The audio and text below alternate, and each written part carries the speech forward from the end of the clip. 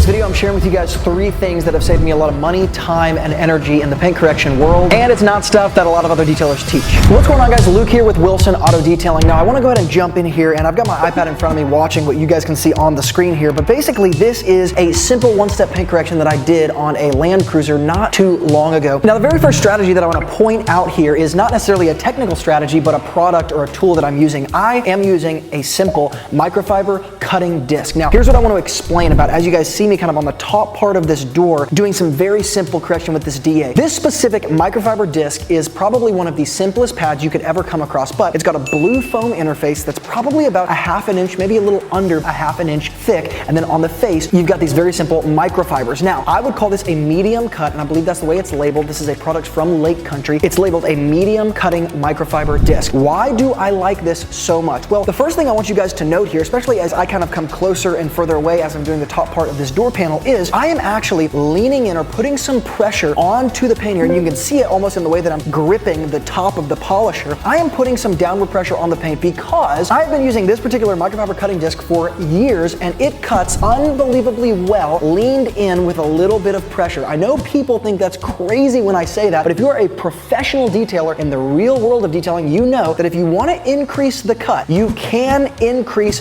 somewhat the pressure you're putting on the paint. Now, the second side of this with this particular microfiber pad is I will finish the paint with this exact same microfiber in one step without switching pads and without switching polishes. I've talked about this before on the channel, but all I'm going to do is ease up on the pressure, slow down the polisher speed, and float the pad over the paint. And so this is how I get kind of a all-in-one correction done, or a 2-step done in one single step. Lean in first, pull the polisher across the paint, pull back, float it over the paint on a lower polishing speed. It's very, very straightforward and very simple. Now, I do want to make a side note here. I'm also using the Sonax cutting polish. I'm not using their finishing polish, I'm using their cutting polish. This is a diminishing abrasive polish, and one of the few that I actually really like. When I say diminishing abrasive in the paint correction world, all I mean is that it has abrasives that are kind of stuck together as conglomerates that begin to break down. The abrasives themselves aren't breaking down, but the conglomerates of those abrasives are breaking down into smaller and smaller pieces. The longer the cycle time, the longer you cycle through the polisher on the paint. I don't normally use diminishing abrasive compounds. I prefer some of the old school non-diminishing abrasives like Meguiar's 105, 205, or the CSI polish, but this is one of those that's so easy for beginners to use. I highly, highly suggest it, and we'll link all this stuff up in the YouTube description box below as well. Now, as I move to the trunk area, I want to highlight a different combination of pad and polish because I'm kind of reversing what I just talked about. I've got my 3-inch Rupes polisher out here, and I've got a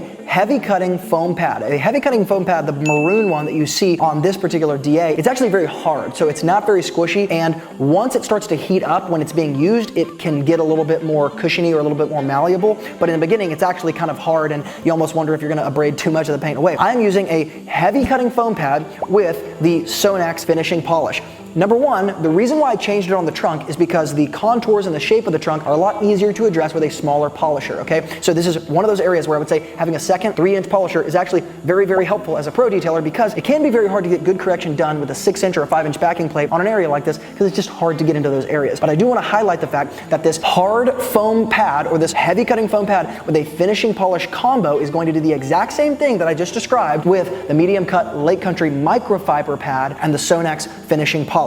In other words, it's going to give me the cut that I want, and then when I pull up pressure, slow down the speed, and float the polisher over, when I'm finished with that cut, I'm gonna bring out those really awesome gloss properties of that Sonax finishing polish. So it's this way of doing, again, getting an all-in-one without having an all-in-one product that tends to have a lot of additives, or like, let's say, like glossing agents or fillers or things like that. You're using just a traditional polish, but it's going to be something that gives you fantastic results because of the technique you're implementing. Now, as I move to the front fender of this particular car, I want to highlight the polish that I'm using and the lack of dusting that I'm getting. In a lot of different situations, I will tape things off on a black car like this to avoid getting a lot of that polishing dust into those cracks and crevices. But the beauty of this particular Sonax finishing polish is that it's actually a relatively low dusting polish. Now, you might be picking up on the fact that this is not the polish I use on a day-to-day basis, but it is something that I do think is really fantastic for beginners, and it'll give you amazing results really, really quickly. And so I tend to tape things off because it makes things easier easier on the back end, not having to clean up. The reality is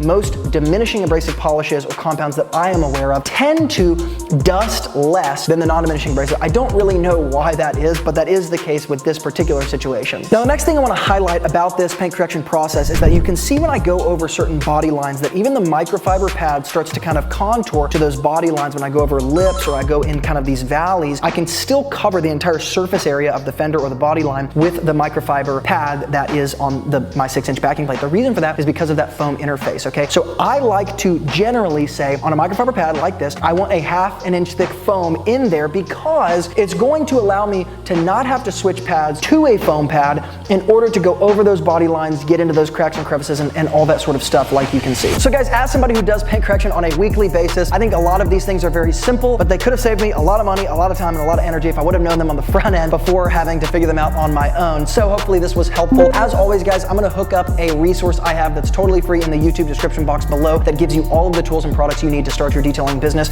on a budget. You're gonna get access to discounts, master dilution ratio charts, how to dilute each product in different situations, all the information to avoid damage, all the things to not buy, to buy, how to use them, how not to use them, off-label uses, and I basically put together everything a detailer needs to know in one single resource. Because before now, I don't think a resource like that existed, at least not for free. It'll save you a ton of money. I don't sell any of those products. I don't work with any of those companies. These are just what I genuinely suggest after over 13 years in the business. As always, guys, if you got value here, make sure to hit the like button. And remember, a great detailer is always learning, and I will see you guys in the next video.